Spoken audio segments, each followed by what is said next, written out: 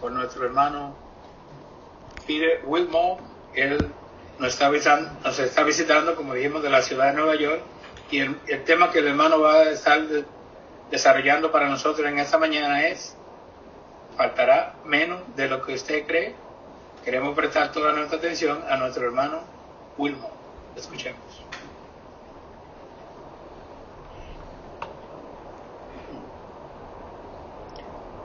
Hacer caso a las advertencias puede salvarnos la vida.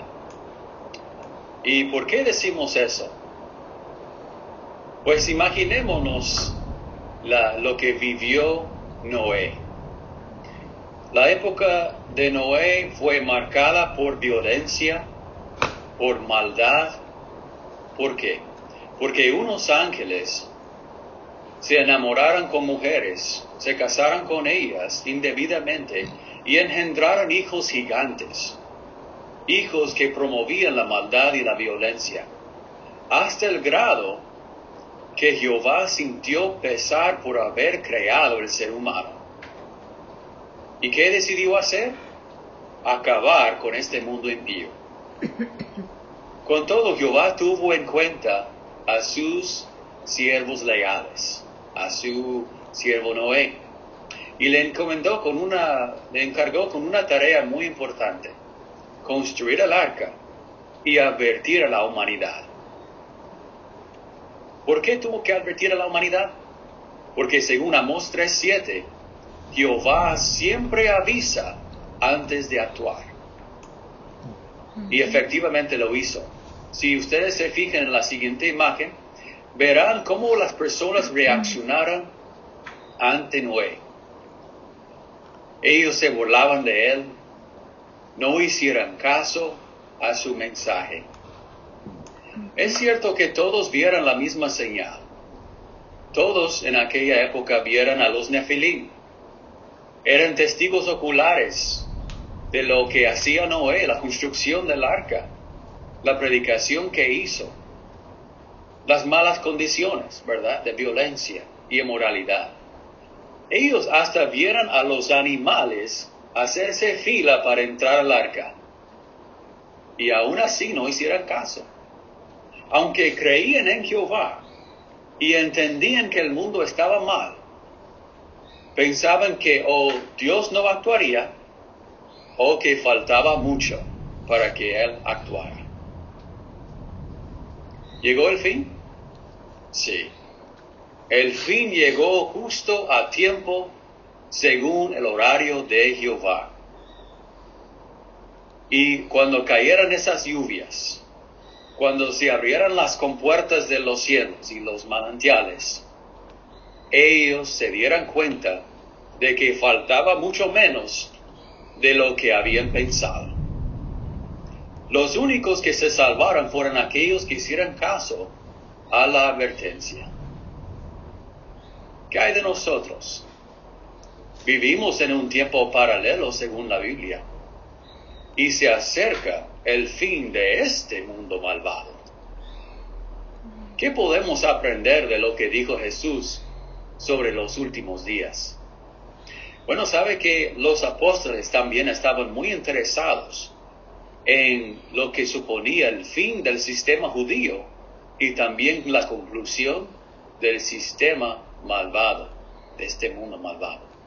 Lea conmigo, por favor, en Marcos capítulo 13, versículos 1 al 4, y veremos algunas preguntas que le hicieron a Jesús, y vamos a ver cómo Jesús les respondió. Marcos 13, 1 a 4, aquí leemos: Cuando él estaba saliendo del templo, uno de sus discípulos le dijo: Maestro, mira qué maravilla de piedras y de edificios. Pero Jesús le dijo: ¿Ves estos grandes edificios?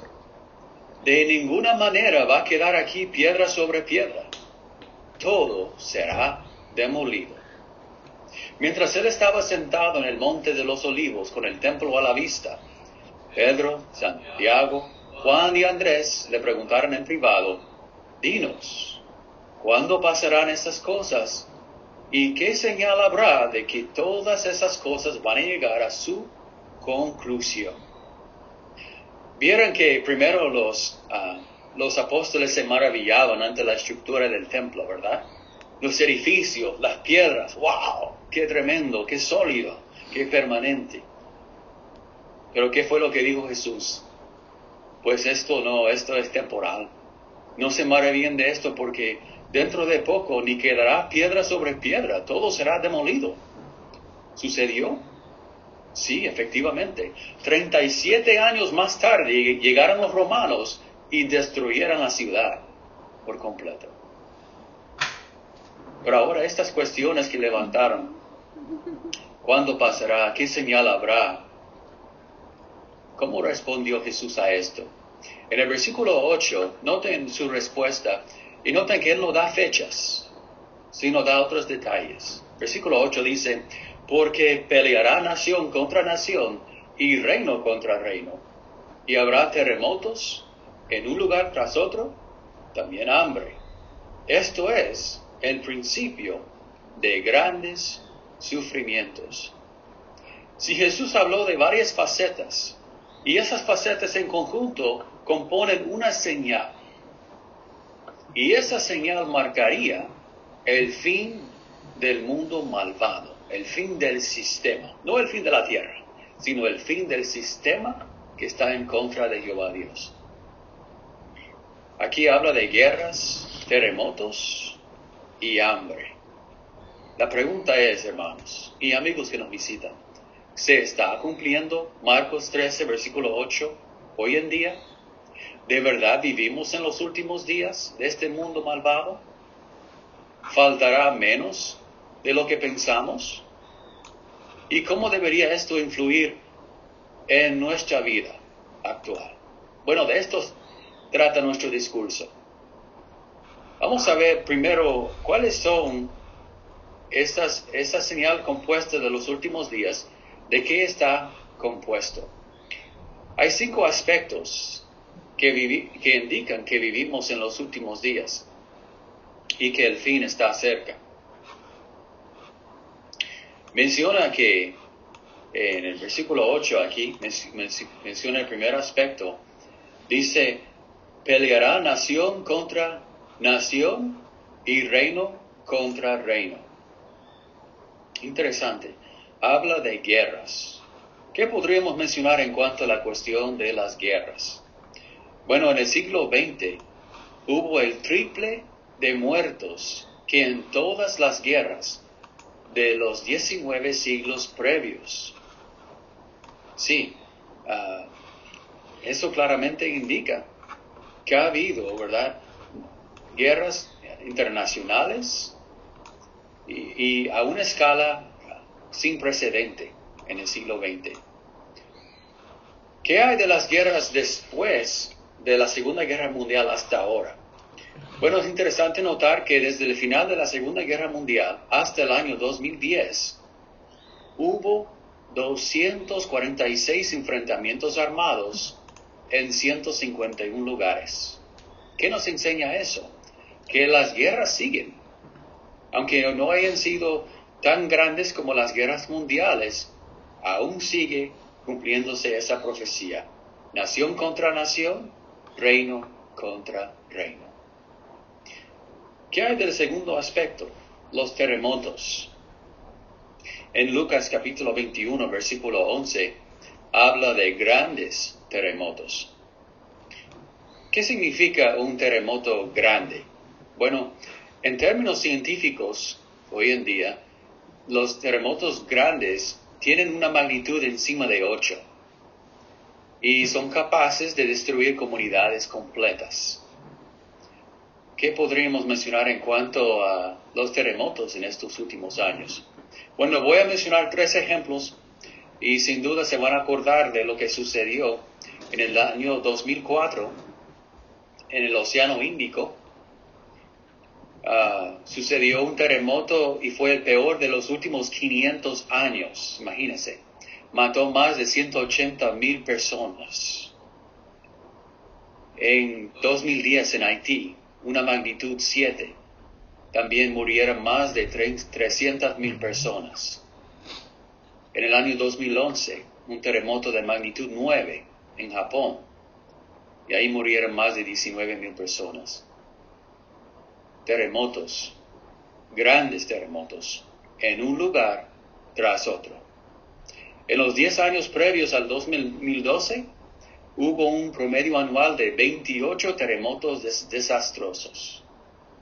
28 cada año como promedio. Increíble. Terremotos, como dijo Jesús, en un lugar tras otro. Ahora, hablando de estas dos facetas, guerras, terremotos, ¿cuáles han sido los efectos? Mencionamos la muerte de incontables personas, pero ¿qué hay del hambre? Ahí sigue el tercer aspecto de la señal, que es el hambre, y viene siendo como un efecto de los primeros dos, y de otros factores también. Y eso es a pesar de los avances en la tecnología, en décadas de esfuerzos, en una abundancia de alimentos sin precedente. El ser humano puede producir mucho alimento. Sin embargo, la gente sigue con hambre. Interesantemente, causó la muerte de más de 70 millones de personas durante el siglo XX, el hambre. Sigue siendo el mayor peligro para la salud a nivel mundial, según la ONU.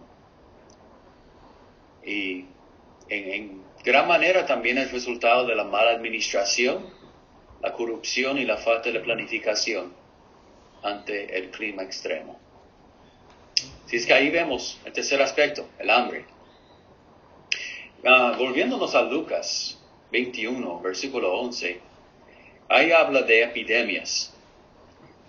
Pues de esto no hay que hablar mucho porque estamos viviendo en medio de una pandemia, ¿verdad? A pesar de los avances que se han hecho en la ciencia y la medicina, se siguen descubriendo nuevas enfermedades. Y últimamente estamos viviendo esta pandemia global que es el COVID-19, que ha contagiado 102 millones de personas y han muerto más de 2.2 millones, tristemente, en básicamente un año, ¿verdad? Además de esto, pues se han descubierto nuevas enfermedades como el ébola, hepatitis C, antivirus y el SIDA. De modo que no es la única enfermedad, por decirlo así, o epidemia. Bueno, eso es el cuarto aspecto que estamos viendo, que forma parte de esta señal que indica que vivimos en los últimos días. El quinto viene siendo la maldad. Noten conmigo en Mateo capítulo 24, versículo 12, a ver si concuerdan conmigo de que esto se está cumpliendo. Mateo 24 y el versículo 12. Mateo 24, 12. Dice, y al aumentar la maldad, se enfriará el amor de la mayoría. Sí, aquí habla de un aumento de maldad que causaría un enfriamiento del amor, una falta de amor en general. Y no es cierto que estamos viendo un aumento de maldad mundialmente, un desprecio descarado a las leyes y principios divinos, un desprecio hacia la Biblia, una confusión en cuanto a lo que es bueno y lo que es malo, y una corrupción e hipocresía a todo nivel social. Eso precisamente lo estamos viendo y cada día con tan solo prender las noticias o mirar el periódico se hace más y más evidente. Todos nosotros tenemos una huella digital, ¿verdad? Y esa huella nos identifica, es única, es suya. Y tal y como esa huella digital nos identifica, estos aspectos de la señal de los últimos días forman una huella que indica que vivimos en los últimos días. Es una señal inconfundible que solo aplica a nuestros tiempos. Por ende, ¿cuál es la conclusión al que llegamos, hermanos? Que ciertamente vivimos en lo último de los últimos días y que falta muy poco para que llegue el fin. Ahora, muchas personas están convencidas de que vivimos en los últimos días, pero tal vez hasta ahí llegan. No les impulsa a tomar acción. ¿Cómo debería esta información influir a nosotros? ¿Cómo podemos demostrar que realmente creemos que falta poco? Pues vamos a ver mediante los siguientes 3 pasos. Podemos utilizar bien nuestro tiempo, el tiempo que queda, para tomar 3 pasos en concreto. ¿Y cuál es el primero? El primero es reconciliarnos con Jehová. Vaya conmigo a 2 de Pedro capítulo 3 versículos 11 y 12 y vamos a ver por qué es tan importante hacer esto. 2 de Pedro capítulo 3 versículos 11 y 12. Segunda carta de Pedro 3, 11. Dice: ya que todas estas cosas se disolverán de este modo, piensen en la clase de personas que deben ser. Deben realizar actos santos de conducta y hechos de devoción a Dios, mientras esperan y están muy pendientes de la presencia del día de Jehová, mediante el cual los cielos serán destruidos por las llamas y los elementos se derretirán por el intenso calor. ¡Wow! La realización que sí viene el día de Jehová, que estas cosas serán destruidas. Como cuando Jesús habló a sus apóstoles y dijo: mira, no se maravillen de los edificios, se van a destruir, van a ser eliminadas. Es como si Jehová nos dijera: miren, no se maravillen de esos gobiernos, de esas instituciones financieras o demás. Todo va a caer. Todo va a caer. Será disuelto. Por eso mejor pensemos en la clase de personas que debemos ser. ¿Cómo debo ser yo? ¿Cómo quiere Jehová que yo sea? Jehová tiene las puertas del arca abiertas. Todos podemos reconciliarnos con Él. Podemos subirnos al arca, por decirlo así. ¿Cómo podemos tomar ese paso, hermanos? Bueno, es mediante un proceso de conocer a Jehová, de tomar un estudio bíblico, en el caso de los nuevos, de poner fe en su Hijo Jesucristo, de armonizar nuestra vida con su voluntad, de dedicarnos y bautizarnos. Y al hacer esto, pues Jehová nos concede una conciencia limpia y un estado de aprobados delante de Él. Y un contentamiento, una felicidad perdurable. Sabemos que este periodo de reconciliación llegará a su fin. Tal como el diluvio llegó a tiempo, también el fin de este malvado mundo llegará a tiempo. Y Jehová cerrará la puerta. Por eso aprovechemos el tiempo para reconciliarnos con Jehová. El segundo aspecto es mantenernos cerca de Jehová y ayudar a otros a hacer lo mismo. Mantenernos cerca de Jehová y ayudar a otros a hacer lo mismo. ¿Cómo hacemos esto? Mediante una dieta espiritual saludable. Sí, es un proceso. Mantenerse quiere decir que hay constancia, que hay un régimen. Es muy comparable a una dieta, ¿verdad? ¿Cuál es nuestra dieta espiritual? Bueno, incluye el estudio personal y en familia. Incluye la oración sincera y ferviente a Jehová. Incluye la lectura, la meditación sobre su palabra. Incluye nuestras reuniones de congregación y nuestro ministerio del campo. Todo esto sirve para contrarrestar los efectos de Satanás el diablo, ¿verdad? Los efectos malos y mantenernos cerca de Jehová. También, cuando permitimos que la Biblia y el alimento espiritual nos refine y fortalezca, eso ayuda a que nos mantengamos cerca de Jehová, ¿verdad? Cuando vemos a Jehová no como un castigador, sino como nuestro amoroso pastor, nos sentimos atraídos a Él y con el deseo de servirle de todo corazón. Noten como 1 de Pedro, capítulo 2, versículo 25, nos pinta una imagen de cómo es Jehová de pastor, cómo es nuestro Dios y por qué deseamos servirle con todo nuestro corazón. 1 de Pedro 2, 25 dice: porque ustedes eran como ovejas descarriadas, pero ahora han regresado al pastor y superintendente de sus almas. Sí, Jehová es nuestro pastor y superintendente de nuestras almas o vidas. ¿Y no es cierto que en un momento u otro todos andábamos descarriados? Y Jehová nos ha conducido de regreso mediante su Hijo Jesucristo.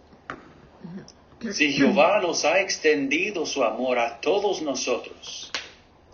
En Isaías 40, versículo 11, describe a nuestro amoroso pastor de esta forma. Dice: cuidará de su rebaño como un pastor, con su brazo juntará a los corderos, y junto a su pecho los llevará. Pintan una imagen de un pastor que valora, protege y alimenta sus ovejas.